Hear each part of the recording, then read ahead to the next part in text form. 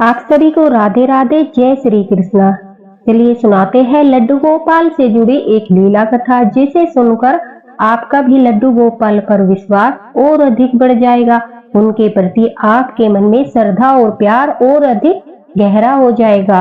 और दोस्तों, इस लीला कथा से आपको बेहद ही खास जानकारी भी मिलने वाली है, जो ज्यादातर भक्तों को नहीं पता है। इसलिए अंत तक वीडियो को अवश्य सुनना और अपने ठाकुर जी का, लड्डू गोपाल जी का ध्यान लगाकर कमेंट बॉक्स में राधे राधे जरूर लिखना।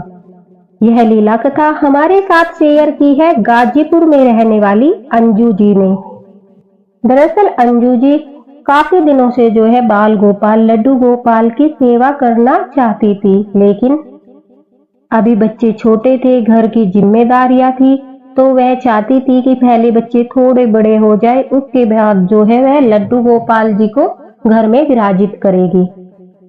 उनके घर में उनकी बुजुर्ग सासू माँ थी, जो काफी बीमार रहती थी। उनकी भी देखभाल अंजू जी को ही करनी पड़ती थी। तो इस वजह से वह सोचती थी कि अभी मुझे इतना समय भी नहीं मिलता, क्या पता जो मैं लड्डू गोपाल को विराजित कर लूं, उसके बाद सेवा न कर पाऊं। तो इस वजह से उन्होंने शादी के 10-12 साल तक जो है लड्डू गोपाल को घर में विराजित नहीं किया। लेकिन जैसे ही उनके बच्चे थोड़े बड़े हुए, थोड़ा सा वह जिम्मेदारियों से मुक्त होने लगी। वैसे तो देखो, जिम्मेदारियां जो है कभी भी हमारी पूरी नहीं होती, लेकिन थोड़ा यह होता है कि जब बच्चे बड़े होने लगते हैं तो माँ को जो है थोड़ा टाइम मिलने लगता है। बच्चे स्कूल जाने लगते हैं, उसके बाद घर में थोड़ा टाइम मिल जाता है। तो इसी तरह अंजू जी कहती है कि मुझे भी अब थोड़ा टाइम जो है मिल जाता था, इस वजह से अब मैंने बाल गोपाल, लड्डू गोपाल को अपने घर में विराजित करने का निर्णय किया और इस बारे में अपनी सासू माँ से भी बात की।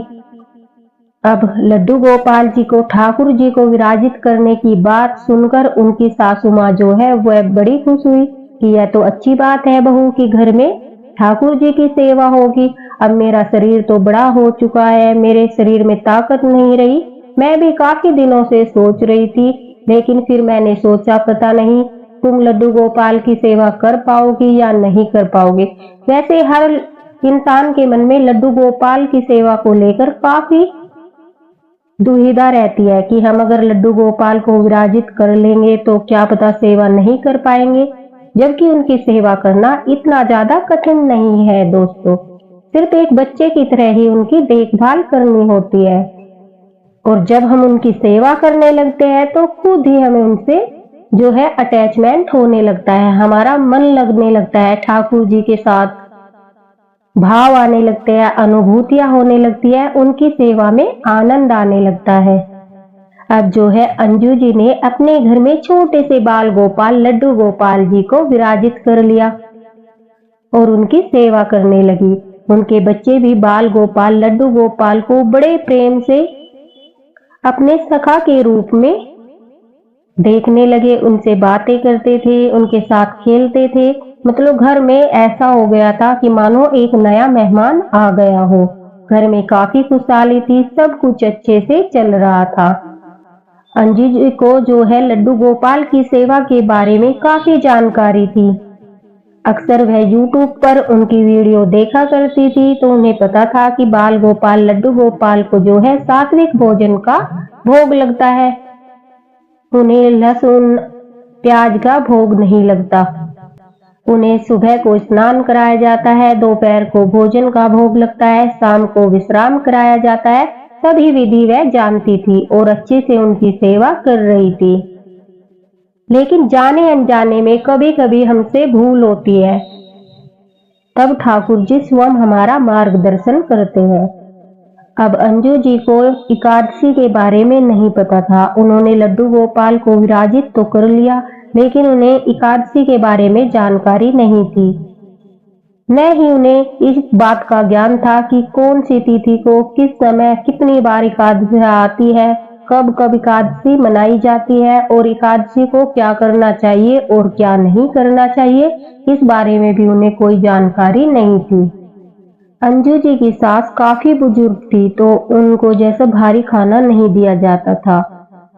उनके लिए वह कभी दलिया बनाती थी, कभी खिचड़ी बनाती थी। इस तरह का खाना ही उनकी सास को दिया जाता था। तो एक बार दोस्तों क्या होता है कि एकादशी का दिन था, उनकी सासू माँ की तबीयत थोड़ी खराब थी। अब अंजू जी ने उनकी तबीयत का ख्याल रखते हुए जो है उनके लिए खिचड़ी बनाई और बाल गोपाल लड्डू गोपाल को भी एकादशी के दिन जो है खिचड़ी का भोग लगा दिया। जबकि एकादशी के दिन ठाकुर जी को चावल का भोग नहीं लगाया जाता और न ही खुद चावल का सेवन करना चाहिए। अगर एकादशी के दिन चावल का भोग लगाते हैं या फिर खुद चावल का सेवन करते हैं तो हम घोर पाप के भागी बनते हैं। और यही गलती अंजू जी से बार बार हो रही थी। जब भी एकादशी आती हर बार कुछ न कुछ ऐसा हो जाता था कि या तो हमें चावल बनाने पड़ते थे या फिर खिचड़ी बनानी पड़ती थी और उसी का भोग वह लगातार ठाकुर जी को भी लगा रही थी। लड्डू गोपाल की सेवा करते करते उन्हें काफी समय हो गया। अब जो है उनके घर में काफी परेशानियां आने लगी। उनके बच्चे बीमार रहने लगे। उनके पति का जो था काम था उसमें भी उन्हें काफी समस्याओं का सामना करना पड़ रहा था। उनका काम अच्छे से नहीं चल रहा था। उनकी सास की तबीयत भी दिन प्रतिदिन बिगड़ती जा रही थी। अब अंजू जी के मन में आता है कि लड्डू गोपाल को विराजित करने के बाद, ठाकुर जी को विराजित करने के बाद तो हमारे साथ सब कुछ अच्छा होना चाहिए था, लेकिन जब से हमने बाल गोपाल लड्डू गोपाल को घर में विराजित किया है, एक के बाद एक समस्या आ रही है। कभी बच्चे बीमार पड़ रहे हैं तो कभी माँ जी की तबीयत बिगड़ रही है, कभी घर में आर्थिक तंगी आ रही है। अब उनकी सासू माँ थी जो वो ज्यादा पूजा पाठ नहीं करती थी, ना ही उन्हें पूजा पाठ के बारे में ज्यादा नॉलेज थी। बस हाँ, उनको इतना पता था कि सभी लोग आजकल जो है लड्डू गोपाल की सेवा कर रहे हैं।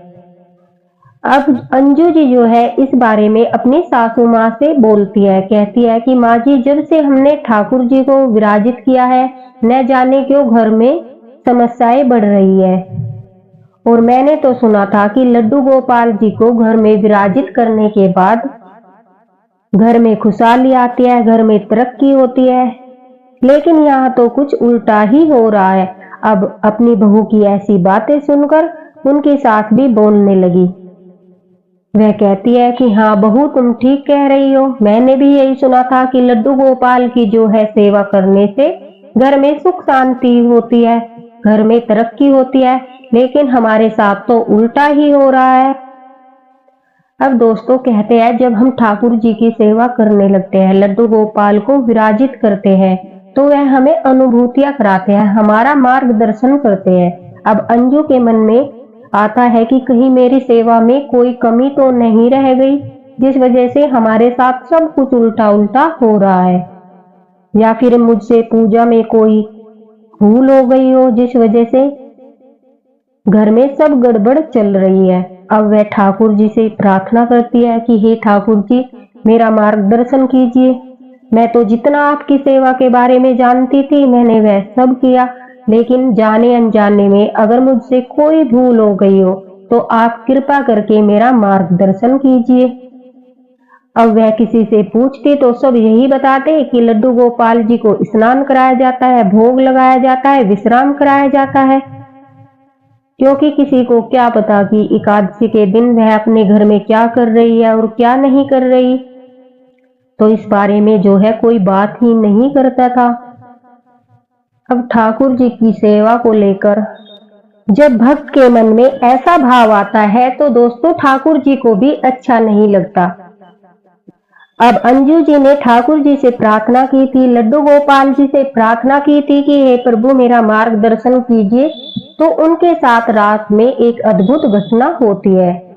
अंजू जी को स्वप्न में एक छोटा सा बच्चा दिखाई देता है जो भूख से बिलख बिलख कर रो रहा था और अंजू जी से कह रहा था कि मुझे भूख लगी है, मुझे खाना दीजिए। और जब अंजू जी उस बच्चे को खाना देती है तो वह क्या देखती है, जो खाना उन्होंने उस बच्चे को परोसा था उस खाने में जो है छोटे छोटे कीट चल रहे थे और खाने में उन्होंने चावल परोसे थे, जिन्हें देखकर उन्हें बड़ा अजीब लगता है कि मैंने तो बिल्कुल साफ स्वच्छ खाना जो है बच्चे को दिया था, यह अचानक से इतने ज्यादा कीट कहाँ से आ गए। कीट यानी कीड़े, उसमें थोड़े थोड़े कीड़े चलते हुए दिखाई देते हैं। तो वह बच्चा उस थाली को जो है अपने हाथ से दूर कर देता है कि मुझे नहीं खाना। इस तरह से वह उस थाली को हाथ से दूर कर देता है। अब अंजू जी की अचानक से आंख खुलती है और वह कहती है कि यह क्या अजीब सा सपना था। उन्हें कुछ भी समझ नहीं आता। और देखिए, ठाकुर जी ने तो उन्हें संकेत किया, अनुभूति कराई, और इसी तरह से ठाकुर जी जो है अपने हर भक्त को संकेत देते हैं, अनुभूति कराते हैं, लेकिन हमें उन्हें समझना होता है। अब उन्हें एकादशी के बारे में कोई ज्ञान नहीं था। वह कहती है कि इस वजह से मैं इस सपने का अर्थ भी जो है नहीं समझ पाई। अब वह काफी बेचैन हो जाती है और उन्हें लगता है कि कुछ न कुछ तो है जो मुझसे भूल हो रही है। और इस बात को लेकर वह दुखी रहने लगती है और हर पल लड्डू गोपाल जी से जो है प्रार्थना करने लगती है कि आप ही मेरा मार्गदर्शन कीजिए, आप ही मुझे बताइए कि मुझसे कौन सी भूल हो रही है। अब जब भक्त ने सपने में दिखाए गए संकेतों द्वारा भी ठाकुर जी का संकेत नहीं समझा, तो ठाकुर जी ने अपने भक्त का मार्गदर्शन करने के लिए दूसरा तरीका अपनाया। और दोस्तों, यह लड्डू गोपाल की बहुत बड़ी लीला है, बहुत बड़ी कृपा थी कि वह अंजू जी से सेवा लेना चाहते थे, अपने भक्त का मार्गदर्शन करना चाहते थे। अंजू जी कहती है कि अचानक हमारे द्वार पर एक बाबा भिक्षा मांगने के लिए आते हैं और उस दिन एकादशी का दिन था। जैसे ही अंजू जी उन्हें भिक्षा में कुछ चावल देने जाती है, तो वह बाबा तुरंत से बोलते हैं, अरे बेटा, यह क्या अनर्थ कर रही हो, आज तो एकादशी है और एकादशी के दिन चावल का भोग नहीं लिया जाता। मैं चावल नहीं खाऊंगा, आप मुझे अगर घर में कोई फल वगैरह है तो दे दीजिए, मुझे काफी भूख लगी है। अब बाबा की बात सुनकर अंजू जी एकदम से हैरान हो जाती है। वह कहती है कि बाबा, आप क्या बोल रहे हो, एकादशी क्या होती है, मुझे कुछ समझ नहीं आ रहा। तभी बाबा उसे बताते हैं कि एकादशी के दिन जो है न तो चावल का भोग ठाकुर जी को लगाया जाता है अगर घर में ठाकुर जी विराजित होते हैं, और न ही स्वयं उसका सेवन किया जाता है। अब अंजू पूछती है कि ऐसा क्यों बाबा, एकादशी के दिन हम चावल का भोग क्यों नहीं लगाते और किस वजह से जो है हम चावल खुद भी नहीं खा सकते। अब बाबा उन्हें बताते हैं कि अगर हम चावल का भोग लगाते हैं या खुद सेवन करते हैं तो हमारे जीवन में कष्ट आते हैं, धन की कमी होती है, काफी समस्याओं का जो है हमें सामना करना पड़ता है। अगले जन्म में हमें रेंगने वाले जीव की योनि मिलती है, हमारे शास्त्रों में जो है यही लिखा है। कहते हैं एकादशी को चावल खाना यानी कीड़े खाने के समान माना जाता है। अब अंजू जी इस बात को सुनकर काफी हैरान थी। अब वह पूछती है कि ऐसा क्यों माना जाता है, तो बाबा बताते हैं, माता शक्ति के क्रोध से बचने के लिए जो है महर्षि मेधा ने अपने शरीर को त्याग दिया था और पृथ्वी में समा गए थे। उसके बाद उसी स्थान पर जो है चावल और जौ के रूप में महर्षि मेधा उत्पन्न हुए थे, और जिस दिन महर्षि मेधा का अंश पृथ्वी में मतलब समाया था, उस दिन जो तिथि थी वो एकादशी की थी। तो एकादशी के दिन जो ठाकुर जी को चावल का भोग लगाया जाता है वह कीड़ों के समान माना जाता है। न ठाकुर जी को भोग लगाना चाहिए और बेटा न ही खुद सेवन करना चाहिए। अब अंजू पूछती है कि बाबा, ये एकादशी की तिथि कब पड़ती है, तो वह बताते हैं कि साल में 24 एकादशियां होती है और एक माह में 2 एकादशी आती है, एक शुक्ल पक्ष की एकादशी और दूसरी कृष्ण पक्ष की एकादशी। अब अंजू का तो दिमाग घूम जाता है। वह कहती है कि मेरे से तो बार बार यही भूल हो रही है, मैं तो एकादशी को, हर एकादशी को ठाकुर जी को खिचड़ी का भोग लगा रही हूँ, माँ जी को भी खाने के लिए चावल दे रही हूँ, बच्चों को भी दे रही हूँ, और घर में भी जो है सभी लोग चावल का सेवन कर रहे हैं। अब अंजू को अनुभूति होती है कि हो न हो इन बाबा को जो है लड्डू गोपाल ने ही भेजा है और मेरा मार्गदर्शन करने के लिए भेजा है। वह बड़े ही खुश मन से बाबा को काफी भिक्षा देती है, उनके चरणों को स्पर्श करती है और आकर अपनी सारी बातें जो है अपनी सासू माँ को बताती है। उस दिन से अंजू स्वयं भी एकादशी का व्रत करने लगी और ठाकुर जी को भी उस दिन अन्न का भोग नहीं लगाती, चावल का भोग नहीं लगाती, सिर्फ और सिर्फ फलाहार का भोजन कराती है, मिठाइयों का भोग लगाती है, दूध मक्खन का भोग लगाती है। और उसके घर में वो कहती है कि उस दिन से जब से मैंने एकादशी का व्रत शुरू किया है, मेरे घर में खुशहाली ही खुशहाली है, न हमारे घर में कोई आर्थिक तंगी है, न हमारे घर में कोई भी बीमार है। दिन प्रतिदिन हम उन्नति कर रहे हैं। और उस दिन से उसका विश्वास ठाकुर जी पर 2 गुना बढ़ गया है। और दोस्तों यह बात सत्य है कि एकादशी के दिन हमें चावल का भोग जो है ठाकुर जी को नहीं लगाना चाहिए। देखा दोस्तों किस तरह से ठाकुर जी ने अपने भक्त का मार्गदर्शन किया, अपने भक्त को सारी शिक्षा दी। जब जब जरूरत पड़ती है तो हमारे छोटे से बाल गोपाल लड्डू गोपाल जो है हमारे शिक्षक बनकर हमें शिक्षा भी देते हैं, हमारे दुख में हमारा साथ देते हैं, हमें प्रेरणा देते हैं। ऐसे है हमारे लड्डू गोपाल। और अगर किसी कारणवश किसी भूलवश अगर हम एकादशी के दिन चावल का भोग लगा देते हैं या खुद ग्रहण कर लेते हैं तो उसका भी उपाय है दोस्तों। इस दोष से मुक्त होने के लिए आप कभी भी जगन्नाथपुरी जाकर वहां पर जगन्नाथपुरी में जगन्नाथ भगवान का प्रसाद ग्रहण करें। उनका प्रसाद ग्रहण करने से हम एकादशी में चावल सेवन वाले दोष से मुक्त हो जाते हैं।